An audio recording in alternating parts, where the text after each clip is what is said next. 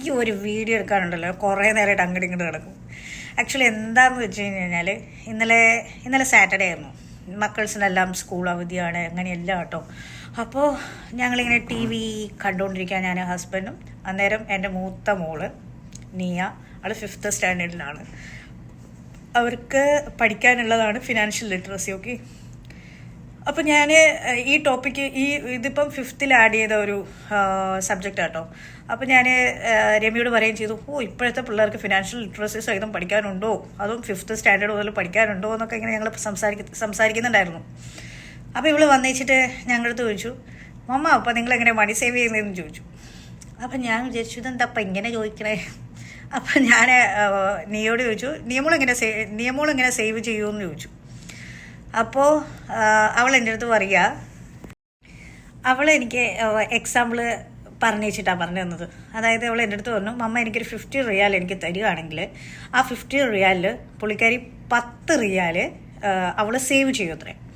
പിന്നെ ഒരു 15 റിയാൽ അവൾ ഇൻവെസ്റ്റ് ചെയ്യും, അതായത് എവിടെയെങ്കിലും ഡെപ്പോസിറ്റ് ചെയ്യും. അതായത് നമ്മളിപ്പം ബാങ്കിൽ മന്ത്ലി ഡിഡക്റ്റ് ആവുന്ന രീതിയിൽ അങ്ങനെ മാറ്റത്തില്ലേ, അങ്ങനെ ചെയ്യുന്നു. അതായത് ടോട്ടൽ 25 റിയാൽ മമ്മ ഞാൻ സേവ് ചെയ്തു.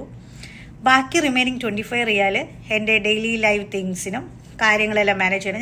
ഞാൻ ചോദിച്ചു, 25 റിയാലൊക്കെ കൊണ്ടിട്ട് നമുക്ക് 1 മന്ത് ഒക്കെ ജീവിക്കാൻ പറ്റുമോ? അപ്പം നിയമങ്ങൾ പറയാം, മമ്മ നമ്മളുടെ കയ്യിൽ ഉള്ളത് വെച്ചിട്ട് നമ്മൾ എങ്ങനെയായിരുന്നാലും മാനേജ് ചെയ്യത്തില്ലേ എന്ന് ചോദിച്ചു. കാരണം ഞങ്ങളിങ്ങനെ ടോക്കിങ് കാര്യങ്ങളിലെല്ലാത്തിനും പിള്ളേരെയും കൂടി ഉൾപ്പെടുത്താറുണ്ട്. അതായത് നമ്മുടെ കയ്യിൽ ക്യാഷ് ഉള്ളതും ഇല്ലാത്തതും എല്ലാം അവർ അറിയണമല്ലോ.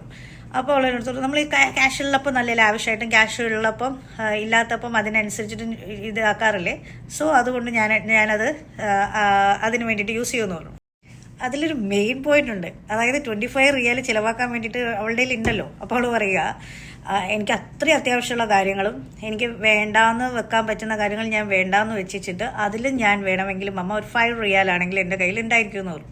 അപ്പം ഞാൻ കണ്ടു, ടോട്ടലി ഒരു 1 മന്ത് ഞാനൊരു 30 റിയാൽ എൻ്റെ കയ്യിൽ സേവിങ്സ് ആയിട്ട് വെച്ചു എന്ന്.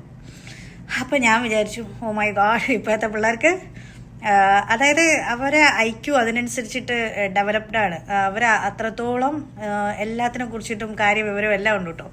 ഞാനിങ്ങനെ വിചാരിക്കുമായിരുന്നു, എനിക്ക് ഫിനാൻഷ്യൽ ലിറ്ററസിനെ കുറിച്ചിട്ട് ഒന്നും തന്നെ അറിയത്തില്ലായിരുന്നല്ലോ. അതായത് നമുക്ക് ആ ഒരു ഏൺ ചെയ്യുന്ന സമയത്ത് നമുക്ക് അതിനെക്കുറിച്ചിട്ടൊരു ഐഡിയ ഇല്ലല്ലോ.